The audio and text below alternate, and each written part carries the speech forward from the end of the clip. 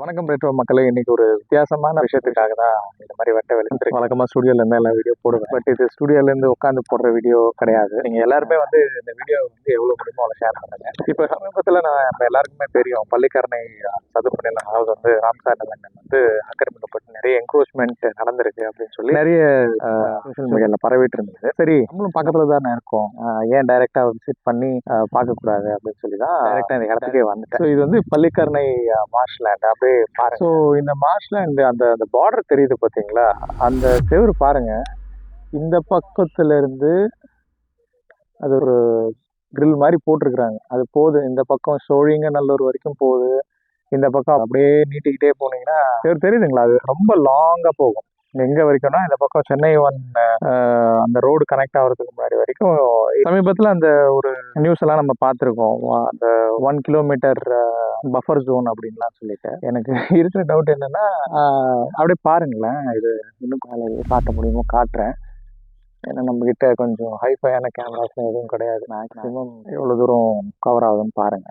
இப்போவுமே உங்களுக்கு அந்த ஆக்கிரமிப்புலாம் தெரியும் அப்படின்னு நினைக்கிறேன். இந்த பக்கம்லாம் பார்த்தீங்கன்னா சுத்தம் எல்லாமே வந்து க்ளீனாக தெரியும் எவ்வளோ தூரம் முன்னே வந்திருக்காங்க அப்படின்னு சொல்லிட்டு.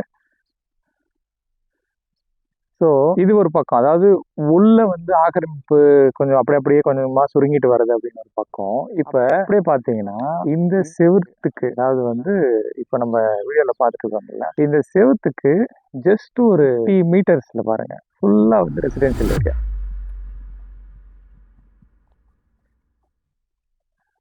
எல்லாமே பிளாட் போட்டு எல்லாமே நியூ பில்டிங் கன்ஸ்ட்ரக்ஷன்ஸ் தான். இப்போவே பாருங்க, ஒரு 2 நாள் மழை பெஞ்சதுக்கு இவ்வளோ தண்ணி இங்கே தேங்கி நிற்குது. எல்லாம் ரெசிடென்ஷியல் ஏரியாலாம் அப்படி.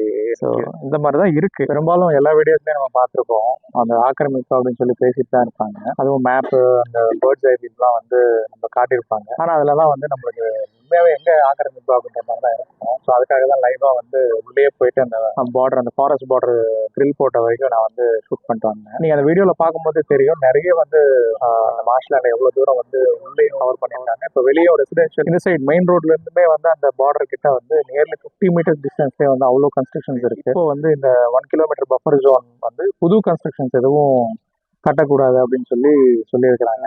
இப்போதைக்கு நிறைய டேமேஜ் ஆகிடுச்சு. இப்போ போன வாட்டி அந்த மழை வந்தப்பெல்லாம் வந்து பயங்கரமான ஒரு இம்பாக்ட் இருந்தது இந்த பக்கம். இதுக்கப்புறம் இந்த மாதிரி விஷயங்கள்லாம் நடக்காம இருக்கணும் அப்படின்னா, ஸோ கடைசியாக இந்த வீடியோவில் நான் சொல்ல விரும்புறது என்னன்னா, நம்ம வந்து நகரமயமாக்கல் அப்படின்னு சொல்லிட்டு பல்வேறு திட்டங்களை கொண்டு வரோம். பட் அதுவே இயற்கைக்கு எதிராக போகும்போது நம்மளுக்கே தான் அது பாதிப்பாக வருது. அது மழைக்காலங்களையும் சரி, வெயில் காலங்களையும் சரி, இப்பெல்லாம் முன்ன மாதிரி இருக்க முடியறது இல்லை. நேச்சர் எந்த அளவுக்கு நம்ம ப்ரிசர்வ் பண்ணி சேவ் பண்ணி வைக்கிறோமோ அந்த அளவுக்கு நமக்கு அது திருப்பி கொடுக்கும். இல்லை அப்படின்னா நம்மளும் நேச்சரோட சேர்ந்து காணாமல் போயிடுவோம். நன்றி.